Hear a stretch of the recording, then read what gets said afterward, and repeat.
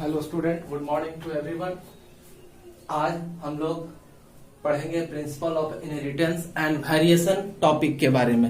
हम लोग पढ़ चुके हैं पीछे के क्लास में प्रिंसिपल ऑफ इनहेरिटेंस के पीछे वेरिएशन के बारे में, principle of what is principal of inheritance, ये सब क्या है ये हम लोग आप देख चुके हैं। ये है सीबीएसई के लिए और यूनिट 7 है, चैप्टर 5 है ना। इसमें हम लोग देखेंगे आज किसके बारे में, तो आज हम लोग देखेंगे एक्सेप्शन ऑफ मेंडल लॉ, है ना।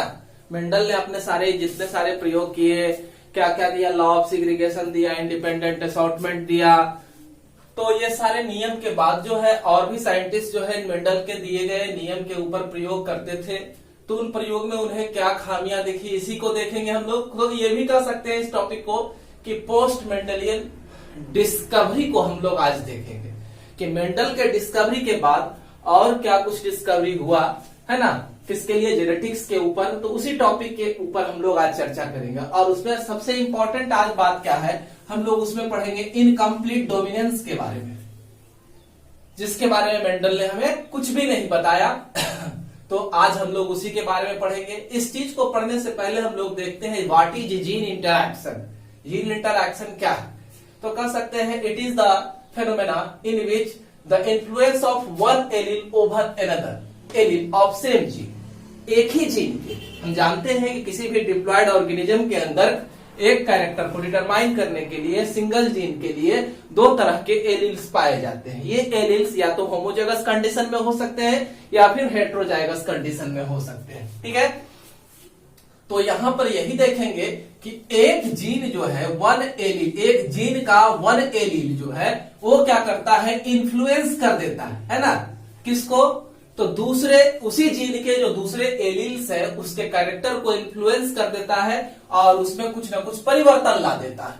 तो इसी जीन इंटरैक्शन को हम लोग इनकम्प्लीट डोमिनेंस में पढ़ेंगे। तो इनकम्प्लीट डोमिनेंस का डिफाइन आप अगर देखें तो कहा जा सकता है कि it is the phenomena where none of the two allele of a gene is dominant over each other so that when both of them are present together। कहा जा रहा है कि इस प्रक्रिया में हम लोग क्या पढ़ने वाले हैं, तो इस प्रक्रिया में हम लोग पढ़ने वाले हैं कि दो एलील रहेगा एक जीन का, है ना, two allele of a gene, दो एलील एक जीन का रहेगा और उसमें एक जो है डोमिनेंट हो जाएगा दूसरे जीन के ऊपर, लेकिन so that when both of them are present together, dominant होने का प्रयास करेगा लेकिन नेक्स्ट जीन जो है वो भी अपना प्रभाव को क्या करेगा, यहां दिखाने का काम करेगा, जिसके कारण क्या है कि दोनों जीन के कैरेक्टर साथ में मिलकर के उभर जाएंगे, है ना। तो दोनों जीन के कैरेक्टर्स जो है वो साथ में मिलकर के उभर जाएंगे और फॉर्म ए न्यू फिनोटाइप, और एक बाहरी लक्षण को प्रस्तुत करेंगे दोनों के मिलने के बाद, है ना, दैट इज इंटरमीडिएट। ये जो बाहरी लक्षण होगा वो मान लेते हैं टॉल और ड्वार्फ को लिए हैं, तो टॉल और ड्वार्फ के मिलने के बाद एक इंटरमीडिएट साइज का फॉर्मेशन होगा, है ना। तो यही चीज की चर्चा है यहाँ। तो कह सकते हैं यहां पर इसको हम लोग क्या कह सकते हैं, इनकम्प्लीट डोमिनेंस का और भी नाम दे सकते हैं, इसे कह सकते हैं ब्लेंडिंग इनहेरिटेंस। ब्लेंडिंग इनहेरिटेंस जिसमें क्या हो गया कि दो कैरेक्टर, हम पढ़े थे मेंडल के नियम लॉ ऑफ डोमिनेंस के अनुसार से एक कैरेक्टर डोमिनेंट होते हैं तो दूसरे से रिसेसिव होते हैं, लेकिन यहां पर क्या है, ब्लेंडिंग ऑफ इनहेरिटेंस हो गया, यानी कि दो कैरेक्टर आपस में मिंगल करके एक नए कैरेक्टर का फॉर्मेशन किए।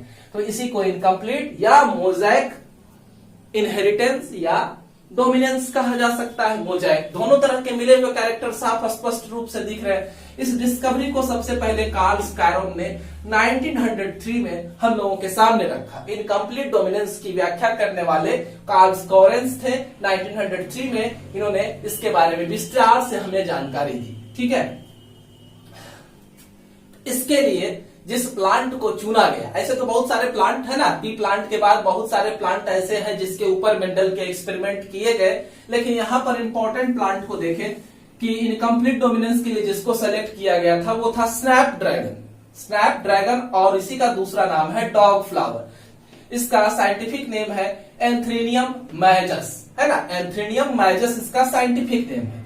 और दूसरा पौधा जो है 4 o'clock है, जिसको मीराबालिस जलापा कहा जाता है। इसको क्या कहते हैं? मीराबालिस जलापा। ठीक है, 4 o'clock। तो दो प्लांट को सजेस्ट किया गया, स्नैपड्रैगन और 4 o'clock मीराबालिस जलापा को। इन दोनों का कलर कैसा था? तो कलर प्योर जो प्लांट थे, है ना, विदाउट मिक्सिंग के, उस प्लांट का कैरेक्टर था रेड और व्हाइट। ठीक है, क्या कुछ हुआ, है ना? तो क्या कुछ हुआ इसके लिए हम लोग देखते हैं इसके एक्सपेरिमेंट को जिसमें उन्होंने किया। तो इसके लिए पेरेंट जनरेशन लिया गया। पेरेंट जनरेशन में प्योर रेड प्लांट को सेलेक्ट किया गया, या तो स्नैपड्रैगन या फिर 4 o'clock, दोनों में से प्योर प्लांट को, रेड प्लांट को सेलेक्ट किया गया और एक प्योर व्हाइट प्लांट को सेलेक्ट किया गया। तो प्योर रेड प्लांट में दोनों ही एलील कैसे थे? होमोजाइगस कंडीशन में थे। आर दोनों ही है यहाँ पर, यहाँ भी होमोजाइगस कंडीशन में है, तो यहाँ पर भी आर है। भले ही ये डोमिनेंट कैरेक्टर है और ये रिसेसिव कैरेक्टर है, लेकिन ये कैसे थे? होमोजाइगस कंडीशन में थे। तो P1 जनरेशन में क्रॉस के लिए पहले क्या हो गया? तो पहले गैमिट फॉर्मेशन होगा, गैमिटोजेनेसिस होगा। तो ये गैमिट का फॉर्मेशन करेगा। तो देख रहे हैं 2 गैमिट का फॉर्मेशन हुआ, यहाँ भी 2 गैमिट का फॉर्मेशन हुआ। अब ये गैमिट उसके साथ क्रॉस करेगा। ठीक है, ये गैमिट उसके साथ क्रॉस करेगा। तो अगर ये इसके साथ क्रॉस करता है तो क्या एलील मिलने वाला है? एक कैपिटल और एक स्मॉल। इसी तरह से इसको आप इसके साथ भी क्रॉस करा सकते हैं, है ना? तो क्या एलील मिलेगा? ये देखिए, ये एलील है। ठीक है, उसके साथ भी क्रॉस कराएंगे तो क्या मिलने वाला है? इसको इसके साथ क्रॉस कराए तो क्या मिलने वाला है? तो आप देख रहे हैं कि हर एक कंडीशन में हमारे पास एलील का जो कंडीशन है वो हेट्रोजाइगस मिला, और हेट्रोजाइगस में देख रहे हैं एक कैपिटल दूसरा स्मॉल है, और इस वजह से दोनों अलग अलग कैरेक्टर मिले। तो ये दोनों में से कोई उभर करके सामने नहीं हुआ, दोनों का ब्लेंडिंग हो गया, दोनों मिक्स हो गए, दोनों कैरेक्टर आपस में क्या हो गए? मिक्स हो गए, और मिक्स होकर के एक नए, है ना, क्या, एक इंटरमीडिएट कैरेक्टर का फॉर्मेशन करने का काम किया। एक इंटरमीडिएट कैरेक्टर का फॉर्मेशन हुआ, ब्लेंडिंग ऑफ इनहेरिटेंस हुआ, है ना, ब्लेंडिंग ऑफ इनहेरिटेंस हुआ, इनकम्प्लीट डोमिनेंस हुआ, मोजाइक डोमिनेंस हुआ, है ना। दोनों कैरेक्टर मिलकर के आए और सारे प्लांट जो हो गए वो कैसे हो गए? पिंक हो गए। सारे प्लांट कैसे हो गए? पिंक हो गए। यानी कि F1 जनरेशन के सारे प्लांट कैसे दिखाई दे रहे हैं? पिंक कलर के दिखाई दे रहे हैं। अब इस F1 जनरेशन के प्लांट को सेल्फ पॉलिनेशन के लिए छोड़ा गया। तो सेल्फ पॉलिनेशन के लिए जब छोड़ा गया तो क्या हुआ कि यहाँ पर कैरेक्टर क्या थे? ये देखिए, है ना, यहाँ पर भी अब ये गैमिट फॉर्मेशन करेंगे तो गैमिट फॉर्मेशन होगा, तो एक आर और एक स्मॉल आर, एक आर एक स्मॉल आर, ये आपस में क्रॉस करेंगे। ध्यान से देखिए, ये इसके साथ क्रॉस कर रहा है। ठीक है, तो जब ये इसके साथ क्रॉस कर रहा है तो दोनों ही क्या मिल रहे हैं? कैपिटल कैपिटल मिल रहे हैं, तो आर आर टाइप आया। ये एक बार क्या करेगा? तो इसके साथ क्रॉस करेगा, है ना, तो एक कैपिटल एक स्मॉल मिल रहे हैं। अब ये जो है एक बार इसके साथ क्रॉस करेगा तो कैपिटल और स्मॉल है, एक बार ये इसके साथ क्रॉस करेगा, है ना, तो आर आर स्मॉल टाइप का मिला। तो अब आप देख रहे हैं कि कितने तरह के हमको मिल गए? 4 तरफ के प्लांट मिले, है ना। कुछ क्या हो गए? प्योर होमोजाइगस कंडीशन में थे, डोमिनेंट कैरेक्टर को रख रहे थे, ये प्लांट कैसे हो गए? रेड हो गए। ये दोनों मिले तो ये दोनों मिलकर के कैसा प्लांट का फॉर्मेशन किया? पिंक कलर के प्लांट का फॉर्मेशन किया। और ये जो है ना, व्हाइट कलर के प्लांट का फॉर्मेशन किया। ठीक है, डोमिनेंट हो गए, रिसेसिव कैरेक्टर। तो यहाँ पर फिनोटाइप का रेशियो क्या मिला? तो फिनोटाइप का रेशियो हमें मिलता है क्या मिलता है? तो एक प्लांट रेड मिलता है, 2 प्लांट पिंक मिला और 1 प्लांट व्हाइट मिला। तो यहां पर लिख दिया गया 1:2:1 का रेशियो हमें गेन हुआ। 1:2:1 का रेशियो गेन हुआ। बाहर से जो लक्षण दिख रहे थे, एक रेड, 2 पिंक और 1 व्हाइट। जीनोटाइप रेशियो में क्या देखा गया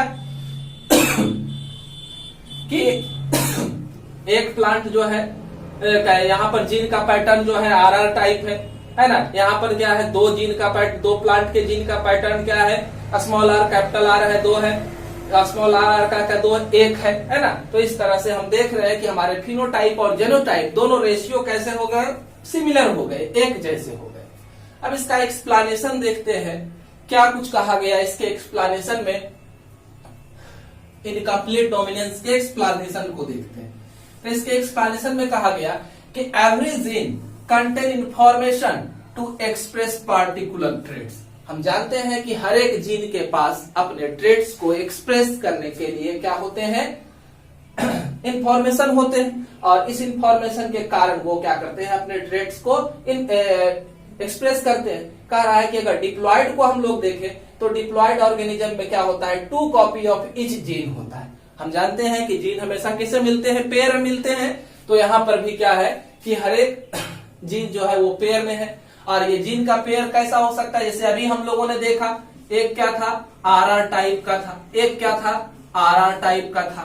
तो इस तरह से हम लोग देख रहे हैं, या फिर कैसा था, इस टाइप का था। यानी कि ये वाला और ये दोनों कैसा है, होमोजाइगस कंडीशन है, और ये कैसा है, तो हेट्रोजाइगस कंडीशन है। तो ये एलील जो है वो तो होमोजाइगस कंडीशन में मिल सकते हैं, या फिर कैसे, हेट्रोजाइगस कंडीशन में मिल सकते हैं। अब ये जीन जो होते हैं, हर एक जीन जो होते हैं, हर एक जीन इंफॉर्मेशन रखते हैं अपने अंदर, किसके लिए, एक पार्टिकुलर तरह के एंजाइम के सिक्रीशन के लिए। और उस पार्टिकुलर तरह के एंजाइम के सिक्रीशन के वजह से वह जीन जो है अपने कैरेक्टर को क्या कर सकता है, एक्सप्रेस कर सकता है। पार्टिकुलर तरह, हर एक जीन पार्टिकुलर तरह के एंजाइम को रखते हैं, और इस एंजाइम के वजह से वो जीन अपने कैरेक्टर को एक्सप्रेस कर सकता है। ठीक है। अब देखिए कि यहां पर 2 जीन है, वन ऑफ देम में be different due to some change. अब इस जीन में जब कैरेक्टर का ट्रांसफर हुआ है एक जनरेशन से दूसरे जनरेशन में, तो हो सकता है कि एस में से, दोनों में जीन में से, इस दोनों जीन में से एक जीन जो है के पास क्या हो गया, कुछ परिवर्तन हो गया, है ना। वो क्या हो गए, मॉडिफाइड हो गए, जीन क्या हो गए, मॉडिफाइड हो गए। और यह पार्टिकुलर तरह के एलील का जीन जो है वह मॉडिफाइड हो गया, और एक डिफरेंट तरह के एंजाइम का सिक्रीशन करने लगा। और डिफरेंट तरह के एंजाइम का अगर सिक्रीशन करेगा तो कैरेक्टर में भी क्या होना है, बदलाव होना है ना। अगर डिफरेंट तरह के एंजाइम का सिक्रीशन करेगा तो कैरेक्टर में भी क्या होना है, बदलाव होना है। तो कह सकते हैं कि अगर एक नॉर्मल एलील है जिसमें किसी भी तरह का ब्लेंडिंग नहीं हुआ, एक नॉर्मल एलील है जिसमें किसी भी तरह का ब्लेंडिंग नहीं हुआ, तो वो क्या करेगा, एक नॉर्मल एंजाइम को प्रोड्यूस करेगा। एक जीन जिसमें किसी भी तरह का मिक्सिंग नहीं हुआ, है ना, वेरिएशन के बाद, क्या कहते हैं, ट्रांसफर ऑफ कैरेक्टर इनहेरिटेंस के बाद भी उसके अंदर किसी भी तरह का ब्लेंडिंग नहीं हुआ, तो वो क्या करेगा, एक नॉर्मल एंजाइम को प्रोड्यूस करेगा, है ना। और जिसके वजह से ये ट्रांसफॉर्म करेंगे सबस्ट्रेट को, है ना, ये ट्रांसफॉर्म करेंगे सबस्ट्रेट को और एक कैरेक्टर को शो करने का काम करेंगे। थ्योरेटिकली अगर देखें तो मॉडिफाइड एलील जो है, लेकिन अगर बदलाव हो गया, है ना, तो क्या हो सकता है, could be responsible for the production of modified allele जो है वो 3 तरह के, जब भी वेरिएशन होगा तो एक जनरेशन से दूसरे जनरेशन में जाएंगे तो यह 3 तरह के एंजाइम का सिक्रीशन कर, 3 तरह से एंजाइम का सिक्रीशन कर सकते हैं। नॉर्मल या लेस इफिशिएंट एंजाइम, या तो नॉर्मली जैसे एंजाइम बनता था पहले वैसे ही एंजाइम बनेगा, या फिर लेस इफिशिएंट एंजाइम का फॉर्मेशन होगा लेकिन कैरेक्टर तो शो होगा, कम कैरेक्टर शो होगा लेकिन कैरेक्टर शो होगा।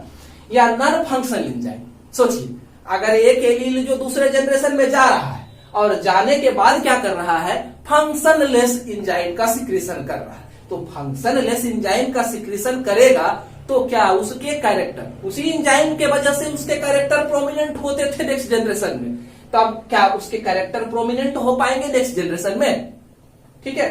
या फिर एंजाइम का ही सिक्रीशन वो नहीं करे, तो दोनों कंडीशन में, है ना, दोनों कंडीशन में क्या उभर करके आने वाला है, इनकम्प्लीट डोमिनेंस। ये तो नॉर्मल है ही, है ना, या लेस इफिशिएंट है तो भी इसका कैरेक्टर आ जाएगा। लेकिन अगर नॉन फंक्शनल एंजाइम हो या फिर नो एंजाइम का सिक्रीशन हो, इस दोनों कंडीशन में क्या होगा, तो हम कह सकते हैं इनकम्प्लीट डोमिनेंस होगा, नए कैरेक्टर का फॉर्मेशन होगा। तो देखें यहां पहला है इन केस फर्स्ट केस में क्या हो सकता है, modified allele is equivalent to the unmodified allele, है ना। मॉडिफाइड एलील क्या है, वो जो परिवर्तित हुआ है वो क्या है, पहले से जो मौजूद जीन है ना, वो अनमोडिफाइड है, एक जीन में परिवर्तन हुआ दूसरे जीन में परिवर्तन नहीं हुआ, तो ये भी उतना ही है, ये भी उतना ही। तो मेंडल के नियम के अनुसार से क्या होगा कि दोनों कैरेक्टर अगर सेम है तो जैसे कैरेक्टर उभर करके आता था वैसे मेंडेलियंस लॉ यहां लागू होगा, है ना। तो it will be produce same some phenotype, है ना। जैसा फिनोटाइप पहले था वैसा ही फिनोटाइप को ये प्रोड्यूस करेगा, क्योंकि जितना मॉडिफाइड एलील है उतना ही नॉन मॉडिफाइड एलील है, ठीक है। तो कोई भी चेंजिंग दिखेगा नहीं। अब केस 2 और 3 को देखें, ये नॉन फंक्शनल एंजाइम का सिक्रेशन हुआ या एंजाइम का सिक्रेशन हुआ ही नहीं, है ना। इस दोनों कंडीशन में क्या होगा, फिनोटाइप में भी अफेक्टेड, एंजाइम का सिक्रेशन नहीं हुआ, कैरेक्टर कैसे चेंज करेंगे, है ना। तो कैरेक्टर तो चेंज होगा नहीं, तो उस कंडीशन में क्या होगा सॉरी, कैरेक्टर का चेंज नहीं, तो हम कह रहे थे अगर एंजाइम का सिक्रेशन होगा ही नहीं तो वो कैरेक्टर आएंगे ही नहीं, है ना। उसका रुकावट हो गया, एंजाइम का सिक्रेशन नहीं हुआ, फंक्शनलेस हुआ, दोनों कंडीशन में ऐसा होगा। तो कह रहा है कि फर्स्ट केस, सेकेंड केस और थर्ड केस दोनों में क्या होगा, फिनोटाइप अफेक्टेड होगा। फिनोटाइप ट्रेट जो है वो हम जानते हैं कि मॉडिफाइड या अनमॉडिफाइड एलील के फंक्शन पर काम करते हैं, उसके अंदर एंजाइम जो है उसके आधार पर। तो अनमॉडिफाइड एलील जो है वो कह सकते हैं जिसमें परिवर्तन नहीं हुआ, जिस एलील में परिवर्तन नहीं हुआ वो पुराने कैरेक्टर को जस के तस क्या कर देंगे, नेक्स्ट जनरेशन में उभार करके सामने रख देंगे, है ना। लेकिन जो मॉडिफाइड एलील है जिसमें एंजाइम का सिक्रेशन कम हो रहा है ना, या नॉन फंक्शनल हो रहा है या नो एंजाइम का सिक्रेशन हो रहा है, तो ये दो कंडीशन अगर हमारा बनता है तब क्या होगा, trait seems due to non functional enzyme, है ना, और नॉन एंजाइम प्रोड्यूस। तो एक नया कैरेक्टर हमको सामने दिखेगा जो कि ब्लेंडिंग ऑफ से मिला बना, ठीक है।